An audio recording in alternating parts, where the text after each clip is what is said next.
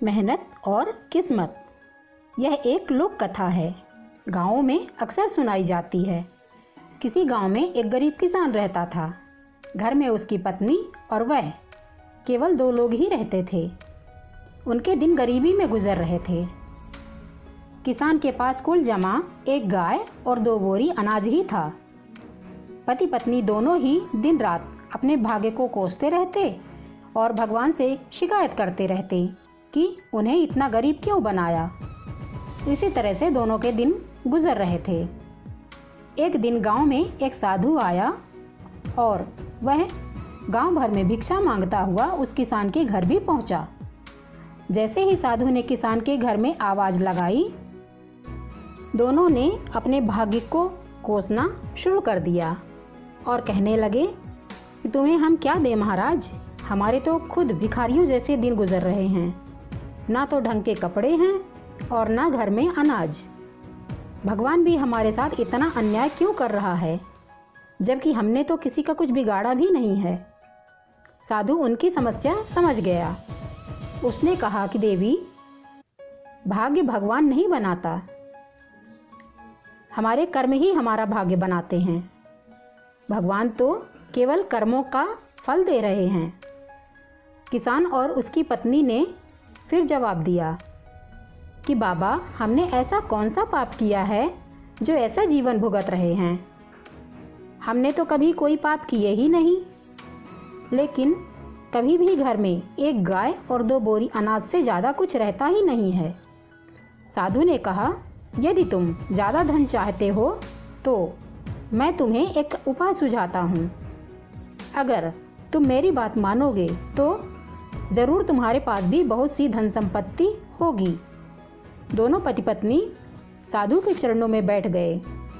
दोनों ने कहा कि जो आप कहेंगे हम वही करेंगे। साधु ने कहा कि तो सबसे पहले यह अपनी गाय और 2 बोरी अनाज, इसे भी बाजार में ले जाकर बेच दो। दोनों पति पत्नी यह सुनकर सहम गए और कहने लगे कि महाराज, यदि हमने यह भी बेच दिया तो हमारे पास तो कुछ बचेगा ही नहीं, हम तो कंगाल हो जाएंगे। दोनों ने जवाब दिया। इस पर साधु ने कहा, मैं जैसा कह रहा हूँ तुम वैसा ही करो। अगर नुकसान हुआ तो मैं भरपाई कर दूंगा और मैं तुम्हें फिर से 1 गाय और 2 बोरी अनाज ला दूंगा। डरते डरते दोनों राजी हुए। किसान ने बाजार में जाकर गाय और अनाज को बेच दिया, धन लेकर घर लौटा। फिर साधु ने कहा, अब एक काम करो, इस धन से उन गरीबों को भोजन कराओ जिनके पास खाने के लिए कुछ भी नहीं है। किसान ने वैसा ही किया, कई गरीबों को भोजन करा दिया।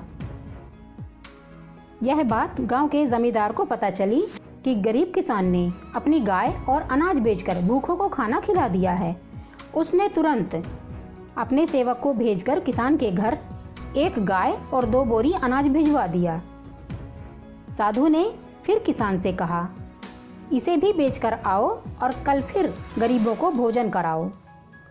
किसान ने फिर ऐसा ही किया। तो फिर से किसी ने उस किसान को दान में 1 गाय और 2 बोरी अनाज भिजवा दिए।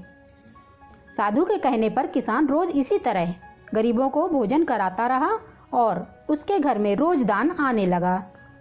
लोग उसकी मदद करने लगे, यह सोचकर कि यह किसान गरीब होकर भी भूखों को भोजन कराता है। धीरे धीरे उस किसान की ख्याति दूसरे गांव में भी फैल गई। धीरे धीरे दान आने का दायरा बढ़ता गया। ऐसा करते करते बहुत दिन गुजर गए। किसान गरीब से संपन्न हो गया।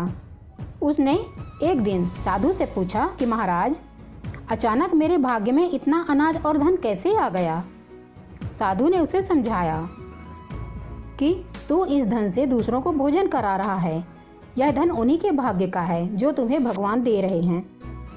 सीख, हमें भाग्य के भरोसे नहीं बैठे रहना चाहिए और न ही ऊपर वाले को या किसी को कोसना चाहिए।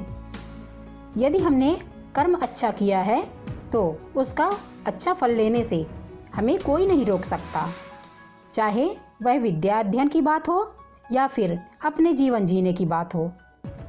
अपना और अपनों का ख्याल रखिए, स्वस्थ रहिए, मस्त रहिए। आपका बहुमूल्य समय देने के लिए सच्चे हृदय से आभार। धन्यवाद।